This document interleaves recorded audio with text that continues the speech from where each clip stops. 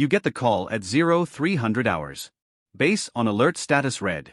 A horde spotted northeast through the valley, 2,000 strong, maybe more. Command needs eyes on it. Direction. Speed. Composition. Whether it's organized or just scattered hunger moving in one direction. They need someone who can stay invisible for 3 days straight. That's you. You pack in the dark. Rifle. Ammunition. Range finder. Thermal scope. Water. Energy bars. A piss bottle because you won't leave your position. Sleep is not an option. Sleep is what you do when you have choices. Your spotter doesn't talk much. 6 years doing this. He knows what 3 days in a nest costs. Your legs go numb. Your eyes blur behind glass. You hallucinate if you're not careful. You might miss something crucial and carry that forever. The helicopter drops you at dawn. Ridge overlooks the valley. 300 meters of clear sight lines. You set up behind rocks covered with burlap and local vegetation. Your spotter arranges the equipment. Thermal camera. Communication gear. Spare ammunition. You load your rifle, a .338 Lapua Magnum with effective range past 2,000 meters. You probably won't use it. This isn't about shooting. It's about watching. Command's orders are absolute. Do not fire unless directly threatened. Do not compromise the post. This is intelligence, not combat. You settle in. Your legs ache after 15 minutes. You check your watch. 71 hours and 45 minutes to go. Your spotter opens a thermos of cold coffee. It tastes like battery acid and burnt rubber. You drink it anyway. By hour 24, you haven't slept. Your eyes are dry. You close them for 30 seconds at a time, forcing tears. It helps a little. The horde appears on day 2 as a dust cloud. Your spotter uses binoculars. He adjusts your position slightly. Then you wait. They move slower than expected. Maybe a mile an hour. You do the math and radio it in. 20 hours until they hit the perimeter. Command acknowledges. They're mobilizing. You watch them get bigger. First just shapes. Then details. Some in clothes, some not. Some upright, some dragging damaged limbs. You start counting. 100. 500. You stop at 800. The number keeps growing. No formation. No communication. Just hunger moving. 14 hours. That's how long they take to pass your position. 14 hours of dead things shuffling forward with singular purpose. Your spotter provides running commentary. Direction confirmed. Speed confirmed. Composition, maybe 60% ambulatory, 40% mobility impaired but still moving. You spot soldiers among them. Uniforms still recognizable. Unit insignias visible. They're moving with the dead, or maybe the dead are moving them. You don't report that detail. Some things don't help high command. The psychological impact would be counterproductive. Around hour 38, your spotter stands to stretch. A mistake. A single zombie separated from the main group by about 300 meters turns toward the movement. It doesn't make noise. They rarely do. It starts moving toward your position. Your spotter freezes. You calculate the trajectory. 4 minutes until it reaches your nest if it keeps coming straight. Your rifle is ready. Finger on the trigger guard. You have the shot. 1 round and it's done. But the rules are explicit. Do not fire unless directly threatened. A single zombie is not a direct threat. 100 meters now.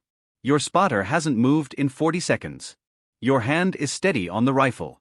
Time expands. Then the zombie turns away. Something else catches its attention. It shuffles back toward the horde. Your spotter sits down slowly. You can feel his heart racing from 3 feet away. Nothing to say. Nothing to do but keep watching. By hour 48, you're functioning on autopilot. Your body responds to stimuli but you're not entirely sure you're present. Sleep deprivation breaks things. You see movement that isn't there. You hear sounds that don't exist. Your spotter is the same. He repeats reports. He forgets what he just said. The horde reaches the perimeter at hour 62. They hit the fence like a wave. The fence holds. Barely. Your thermal scope shows muzzle flashes from the defensive positions. Soldiers are opening fire. For every zombie that drops, 5 more push forward. Gunfire. Explosions. Screaming. All of it carries up to your ridge. Your spotter updates command with real-time intelligence. Enemy engagement confirmed. Horde pressure sustained. 3 to 5 hours before fence breach unless reinforcements arrive. You watch soldiers die. You watch them get torn apart. You watch children huddle behind concrete barriers while their mothers stand in front with rifles. You have a shot. You have thousands of shots. But the orders don't change. Do not fire unless directly threatened. The intelligence mission takes precedence. So you watch. You become the machine that processes visual information and transmits it. Hour 68. Your spotter is crying silently, tears running down his face. He's still talking, still reporting, but the tears don't stop. You don't ask about it.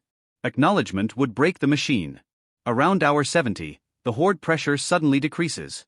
Reinforcements have arrived. Flanking from the north. The Horde gets compressed. The tide turns. Your spotter's voice changes. There's something like relief in it. You don't feel relief. Relief requires emotion. You're empty. At hour 71, command orders you to prepare for extraction. Maintain position until ground forces relieve you. 1 hour, approximately. You acknowledge. Your spotter starts packing equipment slowly, moving like he's underwater. You keep the rifle up. 1 more hour. 60 more minutes of watching. The relief team arrives at hour 72 and 12 minutes. They emerge from the tree line moving fast and careful. They secure your position. They help your spotter stand. His legs won't work. They carry him to the extraction vehicle. You stand on your own. Your legs are screaming but they function. You pick up your rifle. You check the chamber. You check the safety. Muscle memory is all that's working now. The drive back is silent. Your spotter sleeps against the window, his head bouncing. You stare at your hands. They're shaking slightly. Not from fear. Just from 72 hours of adrenaline and sleep deprivation and the weight of watching people die while doing nothing. At base, they take you to medical. Blood pressure elevated. Heart rate elevated. Temperature normal. 4 fluids. Rest. You're dismissed after 1 hour. The debriefing room is fluorescent and cold. Intelligence officers ask questions. You answer them. How many infected? Approximately 2,000. Estimated casualty rate? Unknown. Estimated Horde losses? Also unknown. How many civilians were compromised? You don't answer that one. You just stare at the wall. They move on. After debriefing, you walk to your quarters. You lie on your cot. You close your eyes. Sleep doesn't come. Just the footage playing. The Horde. The fence. The muzzle flashes. The people screaming. The soldier who got pulled into the crowd. His last attempt to keep fighting. His final scream. You saved 3,000 lives by watching. 3,000 people are alive because you stayed in position. 3,000 people live. And you'll carry the weight of the ones who didn't for the rest of your life.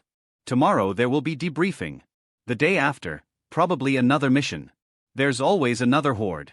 There's always another ridge. There's always another 72 hours. And you'll go because that's what you do. You watch. You report. You survive. You carry it silently because the alternative is the Horde wins.